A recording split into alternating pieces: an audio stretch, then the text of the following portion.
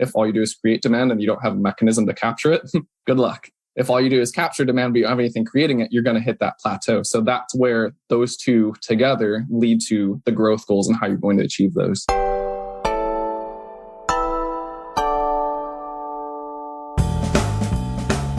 Good. How's your week been? Good. How are you? Man, it's been a crazy one. It's been long. Really? It's been busy, productive. I am very glad the weekend is right around the corner. How about yours? Nice. Yeah, I would say the same. It's been a big week, but a productive one. I feeling pretty good about it in general. Good. Feeling pretty good about B2B marketing, which is what we're here to talk about, by the way. Yeah.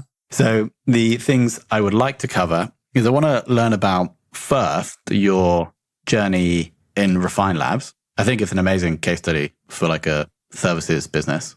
And then I want to talk about your thoughts around demand gen versus lead gen, capturing, creating demand, which is actually how we met on LinkedIn last week. Paid spend for content consumption, which I think you have a popular LinkedIn post about. And then I have a special surprise marketing idea that I want to pitch you at the end. Love it. Let's get into it. So Refine Labs, you joined, I think, around 2 years ago. Is that right? That's correct. Yep. And why did you join? How did you join? Yeah. So I have, up to that, I've been in B2B for nearly 10 years at that point at a large enterprise software company. It started as the equivalent of an SDR, worked my way up into marketing. I always knew I want to be more on the marketing side. And essentially, I got to the point where I was leading the digital marketing team, the paid aspect of it, and was just starting to feel this disconnect between how we were going to the market and the way that users were engaging with the content and how we were setting up our ads. And it was just this feeling I couldn't quite put my finger on it, but I knew it wasn't the best way, the most effective way. And then like everyone else on LinkedIn, and I don't know, I'm sure you've talked to, like enter Chris Walker, see one of his posts, and I was just like, okay, he was able to put into words that feeling that I've just had in my stomach for so long, where it's not people wanting to download your ebook and give up their email address. They don't want to attend a webinar. When they want to buy, they want to buy. When they want to learn, they want to learn. And we keep confusing these two as what's intent versus what's just someone doing research and going about their day-to-day of how to do their job better. So when I came across that with Chris, that led to a couple conversations with he and I. I was at a point where I was ready to advance in my career. It was a great opportunity for me to jump full-time into a director of demand gen type role. So I hopped on over when we were less than 10 employees, and fast forward 2 years, we're at 120 and continuing to grow. Before we talk more about Refine Labs, why do you think that change or that shift in how people wanted to buy and how companies were marketing, why do you think that happened like recently, last few years? Why not like 15 years ago? Yeah, I think it's been a couple of things. Namely, it's about last couple of years, especially COVID, just everything had to go more digital native. But the way that people buy nowadays is much different. It used to be you had to talk to a sales rep to get any type of information about a product or service. Everything was very hidden. It was relationship-based, in-person relationship-based. Whereas in the last handful of years, just information is everywhere online. You can go and find a video for anything. Not that you could become a doctor, but you could become a doctor more or less just by going and reading the amount of research articles and everything else on there. Not advising that people do that, but the same kind of thing. Go up to B2B and software, and you're really not that special. Your product is not that crazy complicated where people are going to do their own research. They want to learn what you're about, how you're going to help them achieve better results, how to get their day-to-day. And there were companies who understood this shift, and they really led the charge of the early adoption of let's just give our content away for free. Let them educate themselves instead of saying you have to talk to a sales rep to get that. What if we just start putting our white sheets out there? What if we give them case studies to understand how someone in a similar industry or a similar role solved that problem?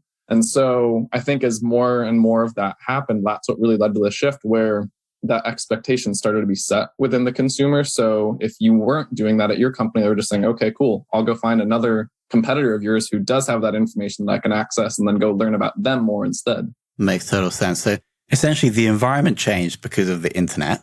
And so those businesses that adapted to this new environment of buying were starting to thrive. And then Refine Labs is like, I would say, the thought leader in this change. And it's educating the market about this change. And then I guess you help your clients adapt to the change. Would you say that's accurate? You simplified that a lot more than my 5-minute soliloquy earlier. I wouldn't say that No. I would say we're the amplifiers for this change. It's been done before us. We've just really helped it become more accepted in the business. There were companies that were doing this before we were about. I mean, Drift did a great job of it a handful of years ago, and there's other examples that could certainly be pointed to. Got it. Okay. So you joined less than 10 people. I understand you have like 100 people now. Yeah, we just passed 120 about a month ago.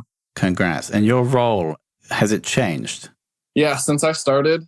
So I joined as a director of demand generation, and now I'm one of the VPs of demand generation. So I oversee a team of directors of demand generation and the performance marketing managers who report to those. So those are the individuals. We all work directly with our clients to help them craft their strategies and the execution plan within the platforms in order to achieve their pipeline and revenue goals.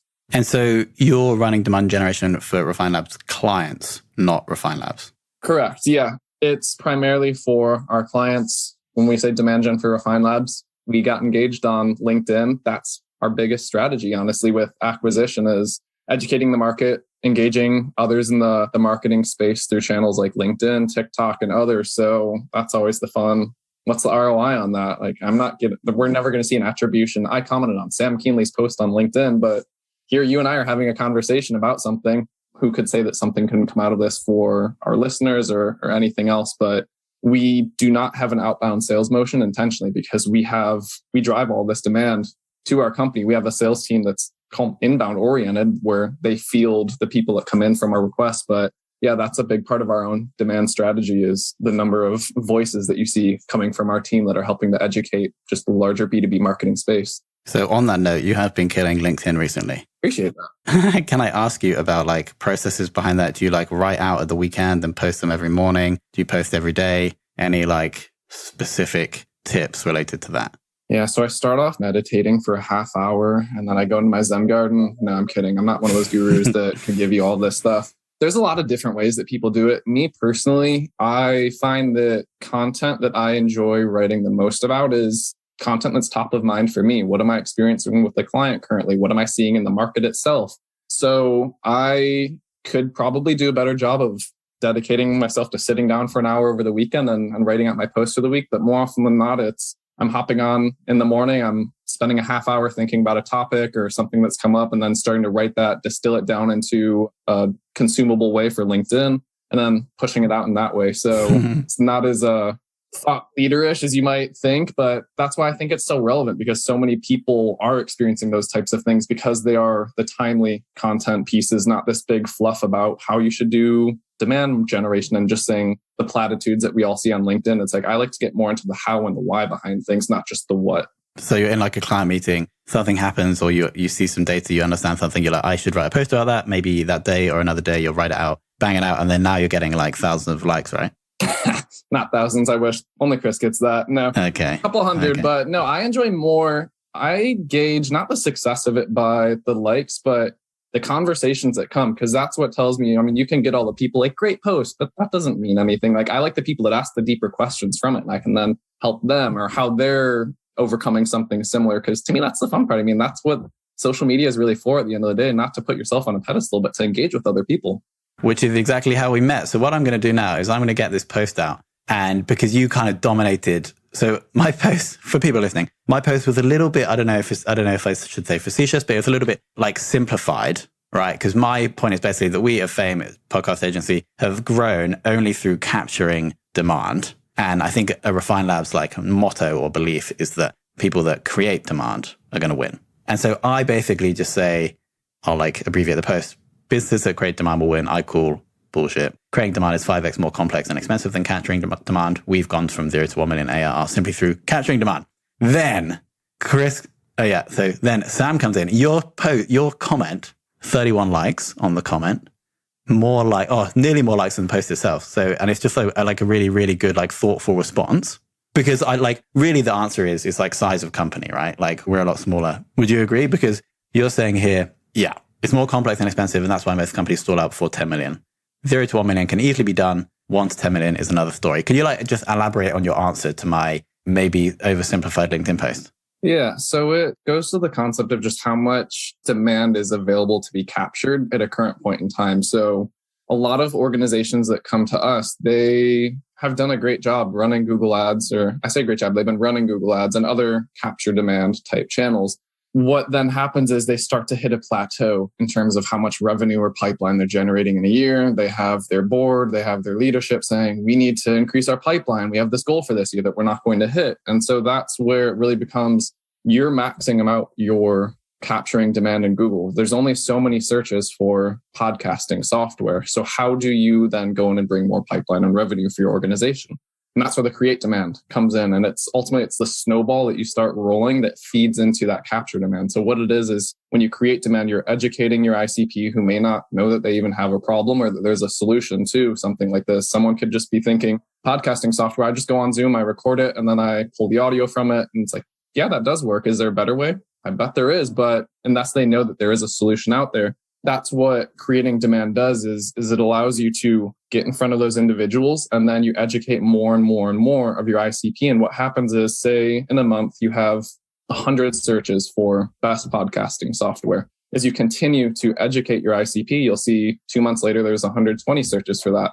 5 months later, there's 180 searches for it. So you get more people thinking about it. And that's what fills up that capture demand bucket. But there's not going to be more demand ready to be captured if you aren't creating the interest for that type of topic. And so that's why what we say is it's a balance between creating and capturing demand. And what you have to do is really figure out what's the right mix for you, because in order to be truly successful, they both rely on one another. Otherwise, you're going to hit those plateaus. If all you do is create demand and you don't have a mechanism to capture it, good luck. If all you do is capture demand, but you don't have anything creating it, you're going to hit that plateau. So that's where those two together lead to the growth goals and how you're going to achieve those. But you would agree at an earlier stage when a company has limited resources, when they're not creating something new or innovative in an existing market, you would focus on capturing demand first.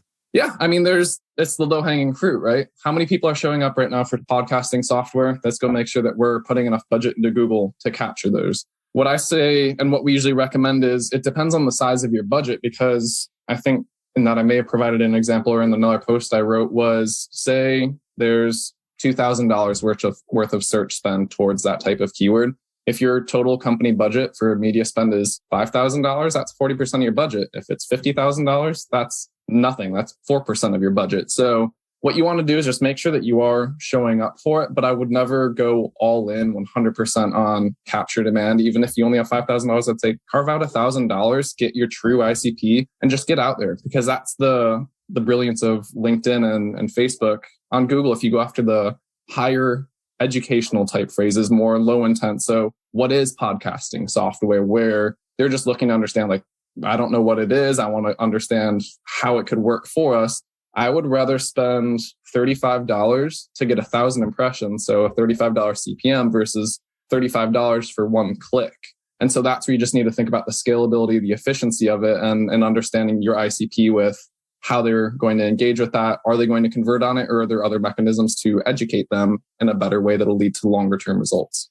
Nice. So I want to be careful we segregate like the wisdom that you're sharing with the strategy that like led us to this point. So here, like, it's great to have all this knowledge, but what I think is also interesting is the way that you guys go out and share this knowledge. For example, like adding value on other people's LinkedIn posts, because we can't tell how many impressions that comment got, but it was probably in the thousands. And anybody reading that is going to get educated about the difference between capturing and creating. Then they're going to be like, oh, who is Sam? Click on the profile, see some other great posts, potentially connect with you, maybe check out Refine Labs. Do you know what I mean? And so I think that the way you guys do LinkedIn is really cool and interesting. Yeah, it's leveraging the platform in the way that people want to use it. They want to go be educated, engage with others. I can tell you, I don't scroll LinkedIn looking for an ad that says, get a demo of our product. Like, I've honestly become kind of immune to those, even though I'm a demand marketer. I look for people with interesting points of views, conversations that I'd want to join, either to just be a fly on the wall and observe. Again, that's the impression. You're not going to see me like it. You're not going to see me comment it. I'm going to consume it, though. You can believe that. Or there is a conversation like yours where I want to inject a point of view, have a good dialogue about it. And I think that's something that I wish we could be better about in today's day and age, is coming from two people have different points of view. You and I come together and say, let's talk about it. Let's have a good conversation instead of I'm right, you're wrong. Like, that doesn't get anywhere at the end of the day. So I was really glad when you reached out about having this conversation. But Yeah, that's really the way that we like to go about it, is just helping marketers improve what they do and then finding those who are active on the platform and joining in the conversation so they can become a part of our network. We educate them, and also it helps expand our philosophy and approach to B2B marketing. They don't have to hire us to go and start implementing a lot of what we do. And that's what we're really trying to create, is just this next wave of B2B marketers who are doing it better. Yeah, and what I love about that is that they can learn and improve their lives, improve their businesses without paying you guys anything. But the very fact that you're adding value to them means that if at some point they're a CMO at a Series D SaaS company, they're going to come to you. And they're probably telling their friends that are CMOs at Series D SaaS companies that they need to go to you. Yeah, there's no downside to it at the end of the day. It's just us putting in the time, investing that into the platform. And it's not attribution. We could talk all day about that. It's not a direct attribution methodology. It's play the long game. So you mentioned just now about you not clicking on a LinkedIn ad saying, get a demo of my software. How do you think then that paid budget should be spent on social platforms? Yeah, that's always a fun one. So the way that I like to do it, do you remember growing up reading the Choose Your Own Adventure books? Okay. So what I like to do is within the ICP, so I know I've said that a million times, an ideal customer profile, in case anyone isn't familiar with it, I like to provide them with multiple avenues to become familiar with your brand. So the mistake that too many organizations make is that they overinvest in these product-oriented ads or the beta demos. Get a $100 gift card if you come get a demo with our sales rep. And they treat the ICP as if 98 to 99% of them are actively in market and shopping, when the reality is it's the inverse. Maybe 1 to 2% are actively in market shopping. So what we like to do is come with an approach of a balanced way to give them multiple entry points into your brand. So if you're thinking about cold targeting people who've never heard of you, or maybe once or twice, very low familiarity, you can approach it from two lenses. One is the content types themselves. So people learn and consume in different formats. So you could do product feature highlights. That's what a lot of people do. You could do demo previews showing how the product works. So put yourselves in the shoes of I'm the customer. It doesn't have to be anything sexy. I love the minute 30, 2-minute long Loom style ads that just show here's how you do this in the product. It's really cool. It's really simple. And then they get a sense of how it all works and they can see how that would benefit them. And then going further from that, you've got things like case studies, educational blog posts, how to do your job better, how to make your job easier, podcast snippets. So those do incredibly well. So coming up with multiple content types in the beginning to figure out just what's your ICP going to engage with in the beginning. I know people a handful of years ago loved making the general personas. We have 4 personas that we're going after. Bob, the CEO, likes to do this. Jenny, the CFO, likes to do this. They always consume this type of content. When in reality is, you could have 10 people in the same role, 10 people are going to consume content differently. So those days are a little bit past. So that's why we say give multiple content types, and then the content mediums themselves. So written, audio, video, short form, long form. Everyone likes to consume things differently. So these generalities don't quite work anymore. So investing in ways that you can get in front of your ICP in multiple manners is going to pay off in the long term. And you'll start to see trends around, okay, case studies more often than not do better than our educational blog posts. So we can start to shift our budget where it's not a 50-50 split between those, but let's do a 70-30 and 80-20. And you can get more data-driven from that standpoint, but you'll often find that the more routes that you give individuals to become familiar with your product, your brand, the more successful that you're going to be. So what I'm hearing really is trying to sculpt your sales process to how people actually want to buy. Crazy, right? Is that about right? That is crazy, isn't it? Call it common sense marketing. And so then at any point, maybe further down the funnel, if you have more, I guess, I don't know, like a very warm retargeting audience, would you then have an ad with a CTA to a demo? Yeah. So we'll still do retargeting. You can try that. We've done it with a number of clients where we try the squeeze page, we try the demo. Is it successful? It does okay. You will get some people from it. And then that's also where, if you look at a retargeting audience conversation for another day, it's always going to over report on the success because it's going to take that last touch or the most recent ad that they saw. So if you do ad 1 that gets them familiar, cold targeting, ad 2, they only get the retargeting. Of course, it's going to say the retargeting is what influenced that view through conversion because it's negating out that first one. So that's why we like to ask, how'd you hear about us? And go more to channel level. But you can try it. We see some success with clients. We see no success with others. My advice for any client that comes to us is I will never make an always never type statement. I say, let's try it out. Here's what we normally will see. It's probably not going to work, but let's find it out. where every business is unique, every market is unique. So we can figure out what's the right mix for you and go from there. But generally, we just find that people want to raise their hand when they're ready to talk. You can push them to that page and see if they're ready. You might get a couple a little prematurely who will be open to it, but buyers are smart.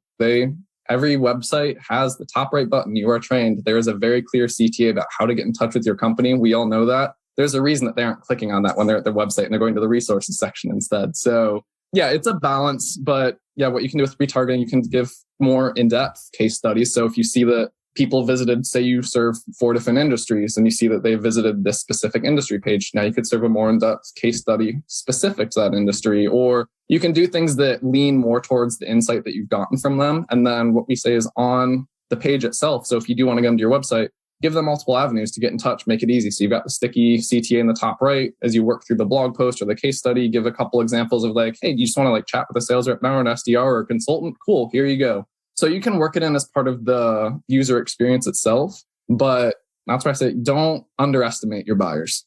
No, I think that could be the title of the episode. Now, Sam, I'm going to pitch you my idea. So I've got like $5,000 to spend, right? I could put all 5,000 into LinkedIn ads saying, go and request a podcast proposal request from our site to all our buyers. Or I could do this other thing, which I thought of yesterday when I was doing a Peloton class.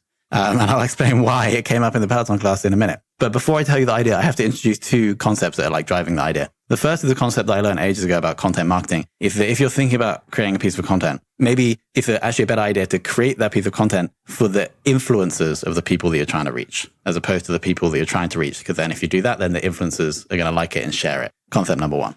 Concept number 2 is this. I'm playing with the tagline for Fame, the business. It's called interruption is the enemy. And so instead of investing your marketing to interrupt these people that probably don't want to buy a podcast, we want to create something that is remarkable, like Seth Godin would say. So those are the 2 concepts. So what I'm thinking, or I got the idea because I was doing a Peloton class and the instructor was saying how it was actually an old class, but it was for the summer of 2021. He created a cocktail for his fans. And so what I'm thinking is, because the topic of like demand gen is very hot right now on LinkedIn. And so what I'm thinking is I'm going to pay a cocktail expert to design a cocktail that's going to be like themed around demand generation, thinking maybe call it like the DG, or if the cocktail man or woman can think of a better name, we can work with that. And then, so we're going to design this cocktail. It's going to be like the demand generation cocktail. And then I can send it to all of or like a little pack maybe, or to like demand generation events, or to like big like demand gen influencers like you guys, for example. And then you're all going to be like drinking the DG in the summer of 2022 in the sun, and it's going to get loads of traction on LinkedIn. What do we think? A good use of $5,000? It'd be an interesting one. Okay. I'll call it Kool-Aid, so everyone's singing "Don't Drink the Kool-Aid." Oh yeah, okay, nice. Yeah, the DG. I could see it. Yeah, better. Like, you think I could use that $5,000 in a better way? And you want to go that influencer route? I think so. I think it's just be quite funny as well. Yeah, a little tongue in cheek. I'd say test it out. Why not? Try it with a handful of people, see what they do with it, see what they put their spin on it. So while you're enjoying your content, fire up a 30-second just like video of your definition of demand gen, or what you think needs to change about it, or make it a spicy cocktail. Give us your hot take on demand gen in the next year. Play with it. Have them add. You give the thought leader the platform, let them use their voice to project from there. So give them the prompt, and then you can see where it goes and what they take. You aggregate all of that, and then you have the branded cocktail. So put your name on it or something else, but it'd be different. I think the problem is I'm going to have to invest up front because I want to get a cocktail expert to like design this. So I'm going to have to invest up front to pay that person to do that. I don't know how much that costs. I need to research. And also I need to do it before this podcast episode goes live, because otherwise someone's going to take the really good idea. So we'll see.